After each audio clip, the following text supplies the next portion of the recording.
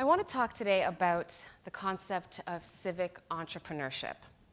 And what I mean by civic entrepreneurship is the application of entrepreneurial thinking to city building and civic issues. I want to tell you a story, or two stories, one about a woman named Haban, and the other about a man named David. Now, David and Haban only met maybe twice in their lives, but they're forever intertwined by this spirit of entrepreneurship. Back in 2008, I was working for an organization then called the Toronto CivicAction Alliance. It's since changed to the name CivicAction. At that point, CivicAction had built up a track record of developing some very powerful initiatives in collaboration with other organizations, initiatives that have changed people's lives. But by 2008, we were embarking on a new agenda. We were looking at issues related to diversity and leadership. And I was asked to create a leadership program that would focus on imparting the values around civic entrepreneurship to younger, emerging, rising leaders. By 2009, myself and my colleagues launched the program Diversity Fellows. And it was through this program that I came to meet Haban. She came in for the interview, and I have to say, when I saw her, my biases went up. I admit, I'm guilty. I looked at her and I thought, she's way younger than I was expecting, and way younger than I think someone should be for this program. But as soon as she opened her mouth and started talking, all of those doubts went out the window. She began to tell us about her experiences growing up at Finch and Islington, and then going off to pursue post-secondary education. And by the time she completed her studies, she realized that her mind was completely opened anew to opportunities that she could have never imagined. When she came back to her community, she launched her own initiative called WINK, What I Now Know, in an effort to share with others the things that she had learned through her experiences, and perhaps to give her friends and colleagues a head start. So when she came into the interview, told us about WINK, and told us about her aspirations to become more active in the city, we were blown away. In a word, her interview was brilliant, and she became one of the 27 fellows chosen for the inaugural year.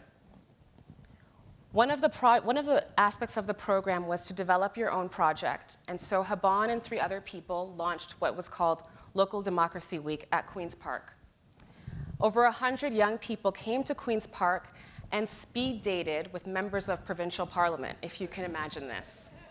And certainly not with the intention of finding a date, but rather with the intention of understanding better how government works and how they could work better with government. So through this project and through her presence in the program, Haban really began to get the attention of different people in the program. So when she revealed her aspiration to become an urban planner, 2 people took notice, Jamil and Craig. Now, these were 2 other fellows, and Jamil was working at one of the top urban planning firms in the city. Craig was pursuing his master's in urban planning. By the time Craig finished his urban planning master's degree, Jamil had been encouraging him to apply at his firm, which he did, and his charm and intellect paid off. He was accepted at the firm. Only a year later, Haban finished her degree, and you can guess where she ended up. Also at the firm.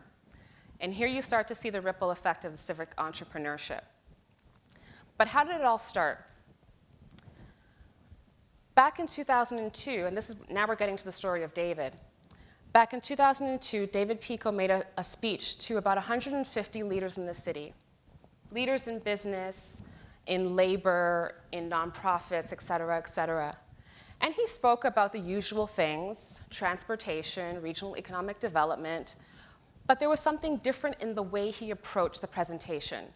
He talked to the people in the room as though they could do something about these issues, as though they could be working with government to make a difference on these intractable problems.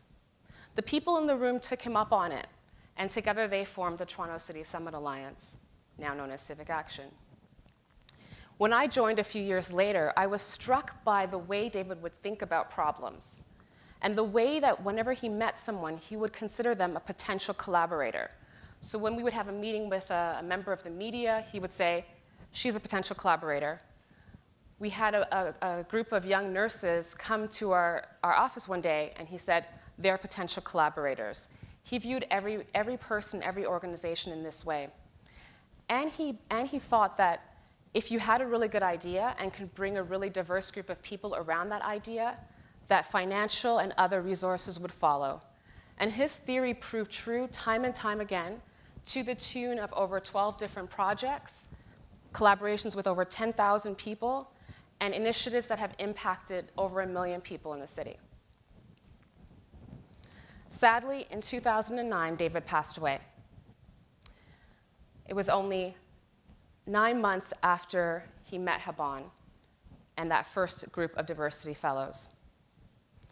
Now, David's story and Haban's story are not so unique. There are many people living with a civic entrepreneurial approach in this city and in cities all over the globe. But what would it take for us to really create a culture of civic entrepreneurship in our city? I think there are a few things. We would have to shift our mindset from being consumers of government services to being potential collaborators with government.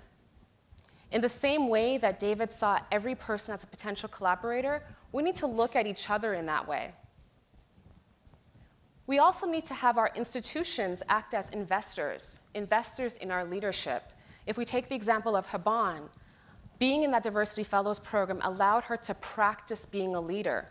You hear the expression often that leaders aren't born, they're made, but leaders also need practice. They need places where they can actually take chances, embrace risk, knowing that they will be supported. Schools, faith institutions, think tanks, foundations, they can all be investors of this kind.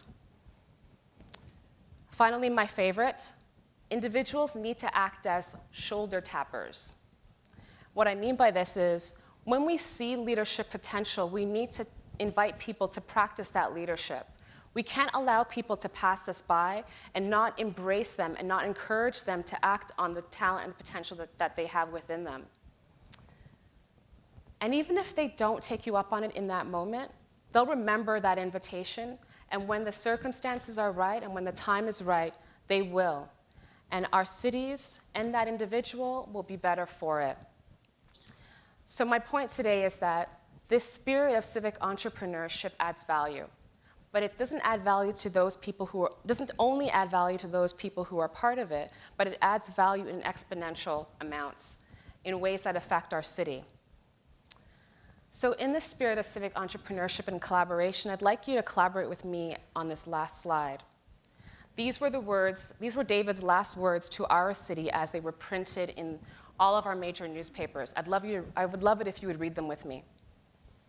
We can be a city where collective leadership is the norm, a city where civic entrepreneurs are everywhere, and the process of bringing all the parts of civil society together to solve a problem is really how the city defines its uniqueness. A city where this quality is the essence of what makes Toronto so special. Thank you.